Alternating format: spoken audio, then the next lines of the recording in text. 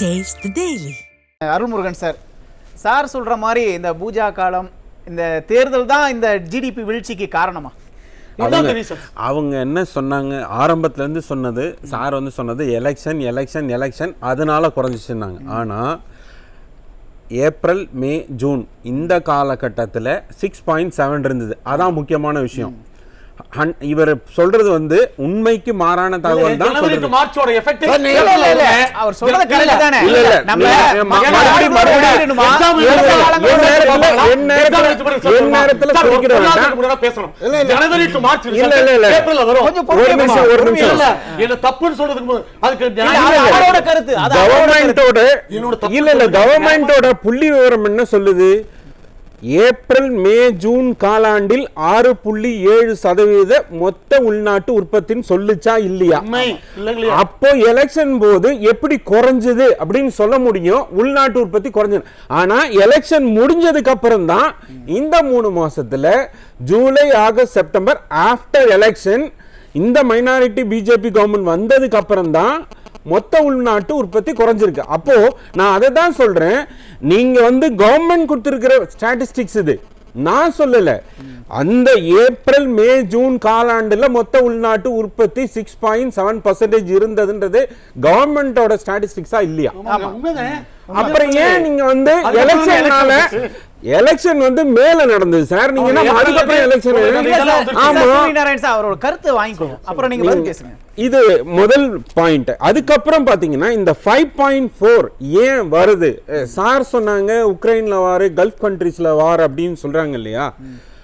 Mostly நமக்கு என்ன பண்ணிருக்காங்க ரஷ்யா கிட்ட இந்த எக்ஸ்டர்னல் பாலிசில ஓகே, நமக்கு வந்து உள்நாட்டை விட்டுரும். ஆனா இவங்க வெளிநாடுகளுக்கு என்ன பண்றாங்கன்னு பார்ப்போம். கச்சா எண்ணெய் வந்து இவங்க ரொம்ப கம்மியான விலையில வாங்கி அதை ரிஃபைன் பண்ணி யூரோப்பியன் கண்ட்ரிஸ் ரஷ்யா கிட்ட நேரா வாங்க முடியாம அவனாலே அவன் சிக்கனதுனால நாம இப்ப ப்ராஃபிட் சந்திக்கிறோம். நிறைய லாபம் வந்து கச்சா எண்ணெயில வாங்குறோம்.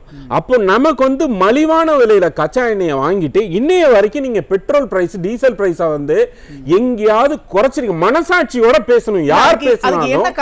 நீங்க வந்து மனசாட்சியோட தான் பேசணும்.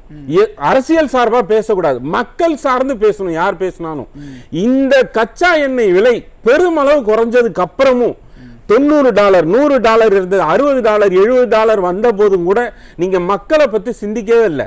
அப்போ அந்த சூழல்ல கூட இந்த பெட்ரோல் டீசல் விலை வந்து $100 இருக்கு. 80 கோடி மக்களுக்கு உண்ண உணவு, உடுக்க உடை, இருக்க இருப்பிடம் எப்படி சார்? இல்ல அவங்க என்ன கேக்குறாங்கன்னா கம்மியான விலைக்கு கொள்முதல் பண்றீங்க, மக்களுக்கு கம்மியா கொடுத்தா என்ன பிரச்சனை? அவர் நேரத்துல நான் குறுக்கல, நான் வந்து அவரோட பாயிண்ட் ஆஃப் வியூ நான் நோட் பண்ணிட்டேன். என் நேரத்துல பேசுறேன், நான் குறுக்கு என்னோட கருத்து அவர் பேசணும்னு அவர் எழுதிக்கிட்டோம். அடுத்து அவரோட வாதம் வரும்போது அவர் வைக்கட்டும்.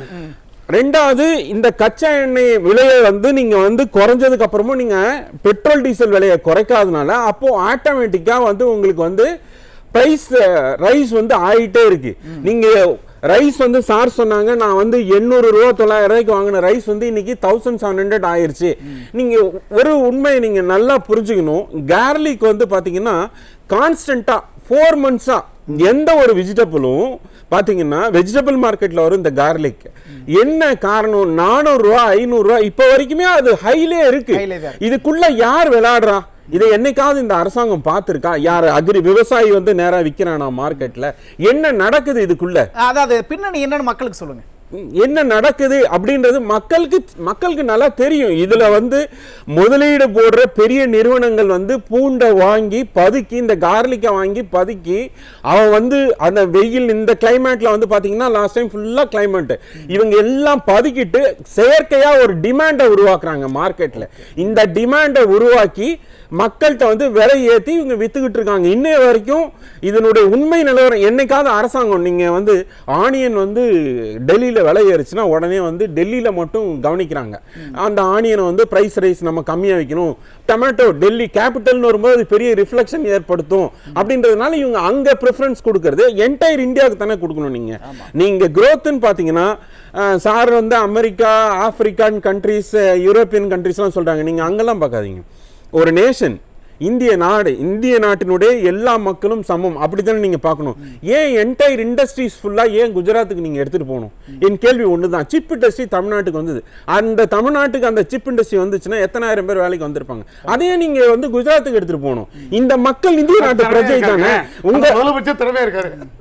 இது திறமை இல்ல, ஒரு மத்திய அரசு செய்து இந்த வேலையை வந்து மத்திய அரசு செய்து மன்னிக்கணும். நான் வந்து உங்க பேச்சு நீங்க வந்து இந்த மறுப்பை வந்து உங்க நேரத்துல குறிக்கிடுங்க, நான் வந்து நீங்க பேசும்போது குறிக்கிடுங்க. இந்த மாதிரி நீங்க வந்து பொதுமக்கள் நலன் சார்ந்து எதையுமே நீங்க வந்து பண்ணல. நீங்க டெக்ஸ்டைல் சார் சொன்னாங்க இல்லையா, திருப்பூர்ல நீங்க வந்து பாத்தீங்கன்னா raw material cost, electricity cost, அதுல வேற பீக் கவர் எலக்ட்ரிசிட்டி காஸ்ட். நீங்க என்ன நீங்க மேக் இன் இந்தியான்னு சொன்னாங்க இல்லையா, அந்த மேக் இந்தியா நாங்க லோன்லாம் கொடுத்துருக்கோம் அப்படின்னு சொல்றாங்களே. அமெரிக்கானோட பொருளாதாரம் வந்து 2.2 இது சரிஞ்சிருக்கு, அது என்ன மொத்த உள்நாட்டு உற்பத்தி அப்படின்லாம் சார் சொல்றாங்க. அது வந்து நமக்கு ஒரு டேஞ்சர் லெவலை காமிக்குது. நீங்க வந்து இந்தியன் நமக்கு எக்கனாமி என்ன அப்படின்னு கேட்டீங்கன்னா உங்க அரசாங்கத்தினால இல்ல, இந்த மக்களால இந்த எக்கனாமி வலுவா இருக்கு. ஏன்னா நம்ம சேவ் பண்றோம், நம்ம வந்து சேமிப்புல வந்து முக்கியமான நபர்களா இருக்கும். நம்ம மக்கள் பேங்க்ல சேமிச்சு வச்சிருக்கிற பணம் தான் இந்த நாட்டை இதுவரைக்கும் காபந்து பண்ணிட்டு இருக்கு. ஆனா இந்த 13 ஆண்டு காலத்துல நீங்க என்ன பண்ணிருக்கீங்க? இந்த மக்கள் சேமிப்பை ஃபுல்லா நீங்க லோன் கொடுத்திருக்கீங்க. இந்த ஒரு வேலிட் பாயிண்ட்டுக்கு மறுப்பு சார் வந்து அவரோட இதுல சொல்லட்டும். 49,000 கோடி வந்து ஒருத்தருக்கு லோன் தரீங்க. இது மக்கள்கிட்ட வாங்கின பணம், இது மக்கள் பணம். நீங்க இந்த லோனை வந்து நீங்க என்ன பண்றீங்க, ஒரு ட்ரிபியூனல் வந்து 450 கோடிக்கு உங்களுக்கு வந்து நீங்க கட்டினா போதுன்ற. எப்படி 49,000 எங்க இருக்கு, 450 கோடி எங்க இருக்கு? இந்த ட்ரிபியூனல் கொடுத்த ஜட்ஜ்மெண்ட்டை அந்த பேங்க், கன்சர்ன் பேங்க், இந்தியானுடைய டாப் மோஸ்ட் பேங்க் தான் நம்பர் 1 லெண்டர் அவங்களுக்கு. அந்த பேங்க்கும் அப்பீல் போல, இந்த சென்ட்ரல் கவர்மெண்ட்டும் இது வரைக்கும் அப்பீல் போல. இது ஒரு பக்கம். இது இல்லாம ஜிடிபியோட வீழ்ச்சிக்கு வந்து வேலை வாய்ப்பை உருவாக்க தனிநபர் வருமானத்தை அதிகரிக்காம மத்திய அரசு மந்தமா இருக்கனால தான் இந்த நிலைமையா? என்டையர் இந்தியா வளரல சார். சார் சொன்னாங்க பெர் கேபிட்டா இன்கம் வந்து 90 crores 90,000 அந்த ரேஞ்சுக்குலாம் வந்துருச்சுன்னு சொல்லிட்டு. இதுல அதானி அம்பானி இவங்களோட பெர் கேபிட்டா இன்கம் குறைச்சிட்டீங்கன்னா $2,700 வந்துருது. அதுக்கப்புறம் டாப் 5% குறைச்சினா பெர் கேபிட்டா இன்கம் வந்து $1,130 தான். ஸ்டாட்டிஸ்டிக்ஸ் வந்து நம்ம பார்த்துட்டு தான் வந்து பேசணும்.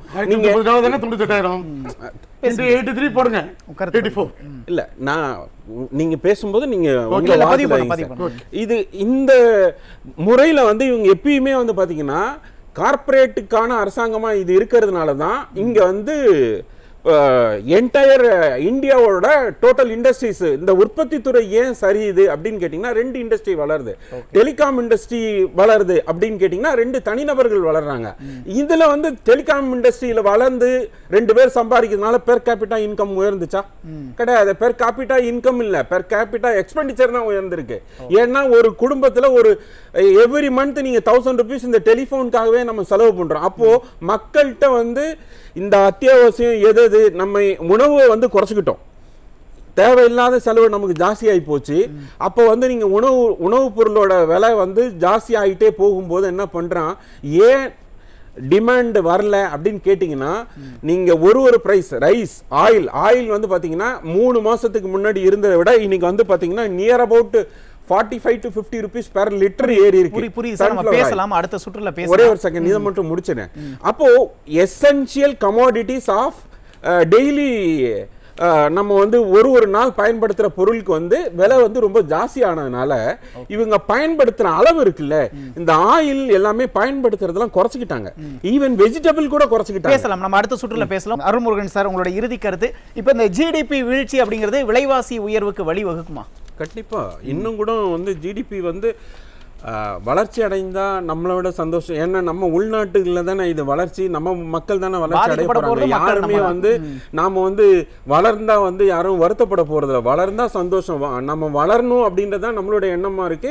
இவங்களுடைய நடவடிக்கையினால வந்து நம்ம வந்து பெரிய லெவல்ல சஃபர் ஆகிறோம் அப்படின்றத நாம இவங்களுக்கு சொல்ல வர்றோம். நாம வந்து இந்த அரசாங்கம் தன்னோட போக்கை மாத்திக்கணும். மக்கள்கிட்ட நீங்க சார் சொன்னாங்க ஜிஎஸ்டியில வந்து நாங்க ஒன்னும் பெருசாலாம் பண்ணல, இது வந்து பிம்பப்படுத்தி காமிக்கிறாங்கன்னு. மக்கள் அன்றாட பயன் பயன்படுத்துற பொருளுக்கு நீங்க 18% வரி போடுறீங்க. அதுல நீங்க குறைக்காம டைமண்ட் சில்வர் டைமண்டுக்கு வந்து 4% போடுறீங்க. நீங்க எங்க போடணும்? யார் வந்து ஆடம்பரமான வாழ்க்கை வாழ விரும்புறாங்க அவங்க கிட்ட தான் நிறைய பணம் இருக்கும். நீங்க அவங்க கிட்ட தானே டாக்ஸ் வந்து அதிகமா வாங்கணும். நீங்க என்ன பண்றீங்க? நீங்க 100 ரூபாய் சம்பாதிக்கிறவன்ட்ட போய் உன்கிட்ட இருக்கிற பணத்துல 80 ரூபாய் என்கிட்ட கொடுத்துட்டு போடான்னா அவன் எப்படி கொடுக்க முடியும்? அவனோட லைஃப் ஸ்டைல் எங்கிறது முன்னேறும்? மக்கள் எப்படி? நீங்க வல்லரசாகிறோம்னு சொல்றீங்க. முதல்ல நல்லரசா இருங்க. மக்களுக்கு நல்லரசா இருந்தாதான் வல்லரசாக நீங்க வந்து மக்கள் சொல்லணும். இல்ல இந்த நிலைமை தொடர்ச்சியா நீடிச்சதுன்னா இந்திய பொருளாதாரத்தோட நிலை என்னவாகும்?